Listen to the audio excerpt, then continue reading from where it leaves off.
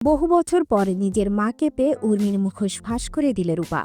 চক্রান্তকারী উর্মিকে সবার সামনেই ঠাটিয়ে চড় মেরে উচিত শিক্ষা দিল দীপা। হ্যাঁ বন্ধুরা, এমনটাই দেখা যাবে অনুরাগের ছোঁয়ার নতুন পর্বে। কুন্তলা এক সাধুর বেশে হঠাৎ সেনগুপ্ত বাড়িতে এসে উর্মিকে রুডির ঘরে নিয়ে গিয়ে একটি ওষুধ দেয়, যা সূর্যের খাবারে প্রতিদিন মেশানোর কারণে সূর্য দীপা সহ সবাইকে ভুলে যাবে। সেনগুপ্ত বাড়ির রাজরানী হবার লোভে উর্মি রাজি হয়, আর সেই ওষুধের কারণে সূর্য সবাইকে ভুলে যায়। তখন রূপা বাড়িতে ফিরে এসে জানায় সে মাকে ফিরিয়ে আনবে, কিন্তু সূর্য তাকে চিনতে পারে না। উর্মি ও সোনা মিলে রূপাকে বাড়ি থেকে বের করে দেয়। অপমানিত রূপা প্রতিজ্ঞা করে সেনগুপ্ত পরিবারকে ধ্বংস করবে। পরবর্তী কয়েক বছর রূপা নিজেকে গড়ে তোলে একজন শক্তিশালী বিজনেস ওম্যান হিসেবে। অন্যদিকে দীপা তখনও জেলে।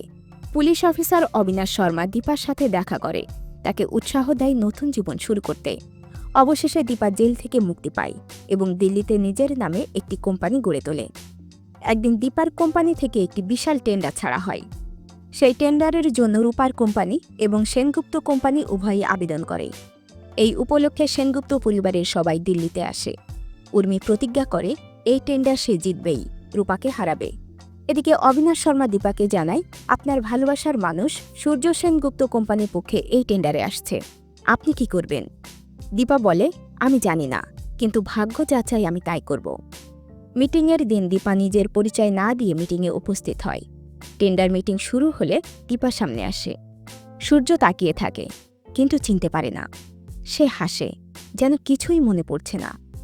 দীপা মনের ভেতর নিজেকে প্রশ্ন করে, ডাক্তারবাবু আপনি কি সত্যিই আমাকে ভুলে গেছেন? ঠিক তখনই রূপা সামনে এসে দাঁড়ায়। দীপার দিকে তাকিয়ে আবেগে কেঁপে ওঠে এবং মাকে জড়িয়ে ধরে। এরপর রূপা বলবে, তুমি কোথায় ছিলে মা?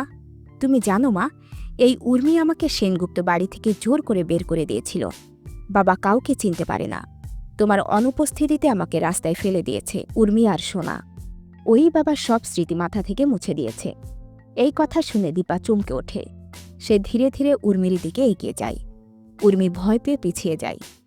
দীপা ঠাটিয়ে এক চড় কষিয়ে দেয় উর্মির গালে। দীপা বলে, তুই আমার রূপাকে বাড়ি থেকে বের করেছিলি? ডাক্তারবাবুর কি অবস্থা করেছিস? এসব কেন করেছিস?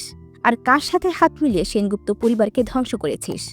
উর্মি তো ভয়ে কাঁপতে থাকে, সে কিছুই বলতে পারছিল না। তো বন্ধুরা, দীপা ফিরে এসে এবার উর্মির থেকে সব ষড়যন্ত্রের হিসেব নেবে। আর এমনটা তোমাদের কেমন লাগলো কমেন্টে জানাও এবং চ্যানেলটি সাবস্ক্রাইব করে দাও।